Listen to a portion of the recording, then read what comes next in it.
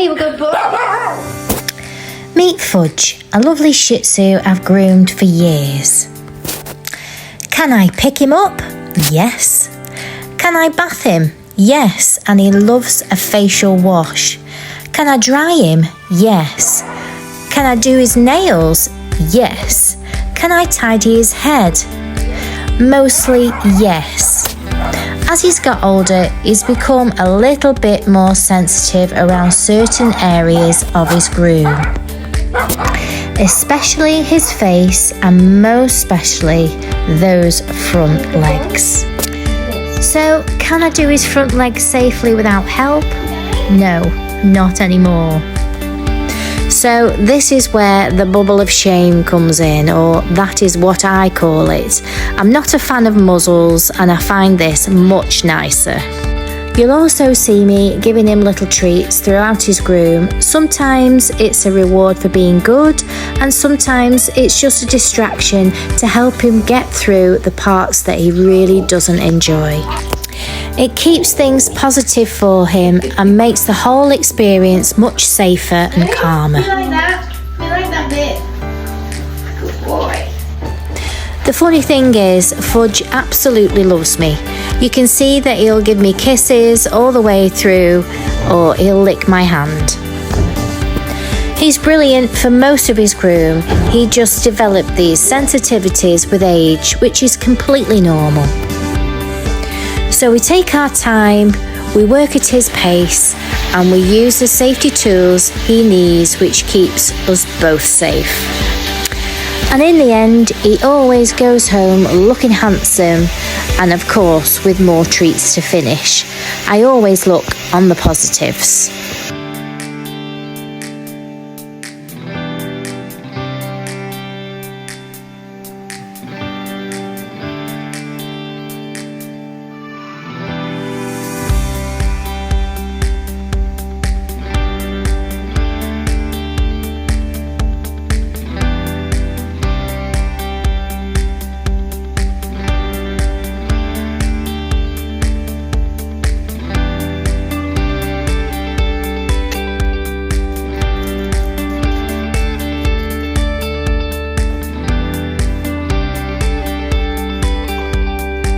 So he will let me clip down most of his body.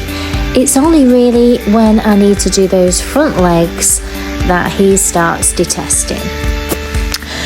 I give Fudge as much consent and freedom as possible because it really helps the process and it keeps him relaxed. But when it gets to his front legs, that's when the bubble goes on. I know from experience that this is the part of the groom where he's likely to bite. So the bubble just keeps everything safe and calm.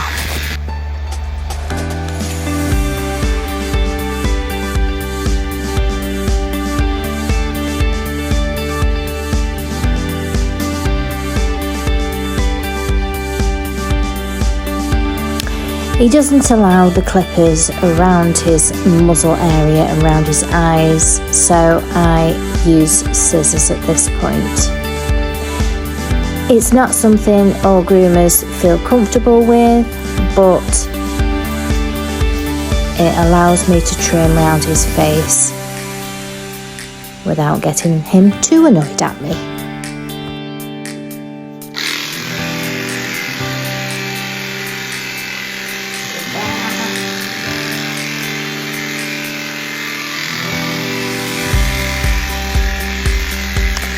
So I try a combination, but it's mainly the scissors that I have to use.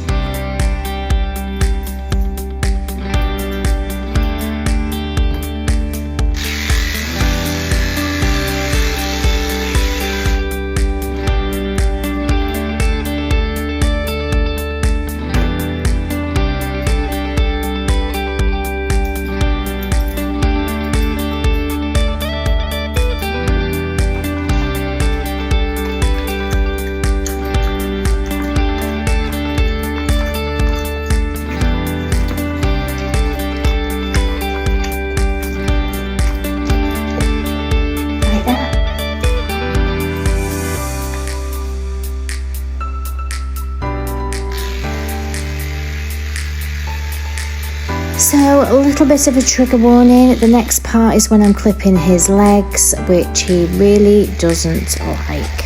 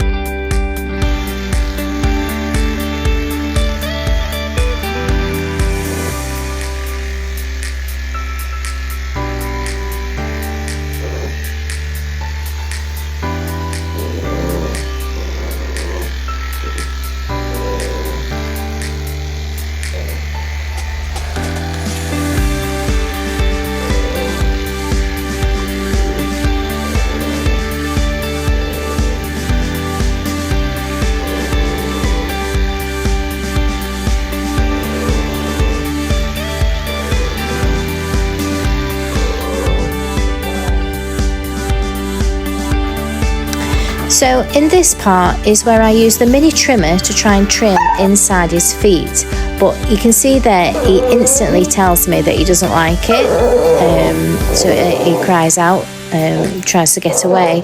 So I go with the scissors. He still doesn't particularly like it, but he does cope better with the scissors. So this is how we kind of adapt and listen to what he's basically telling me with his body language. And as you can see, he's so cute.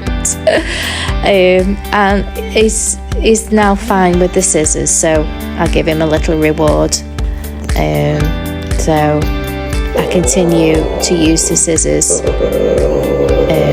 throughout. Those are actually a new little clipper that I haven't used in some time, so I do normally scissor them, but I thought I'd try and see whether the clippers would be an option, but Fudge says no. No issues with the nails, but I just keep the bubble on, just in case.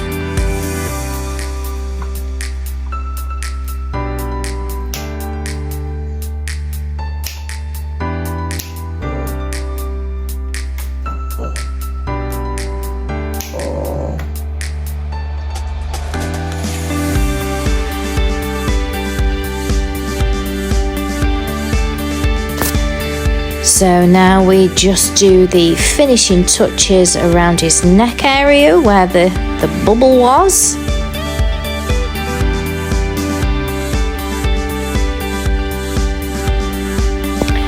Here have to be a little bit more cautious as his patience will wear thin and he could bite me very suddenly.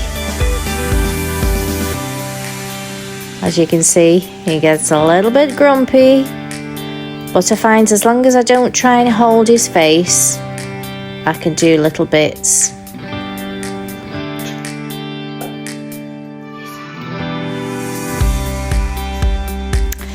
Always look on the positives. Let me know your thoughts. Tell me if you own a dog like Fudge or if you groom a dog like this.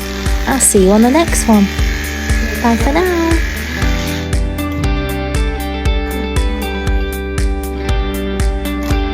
Okay. Dish pad. Dish pad. Kiss up. Good boy. Good boy. He's a good boy.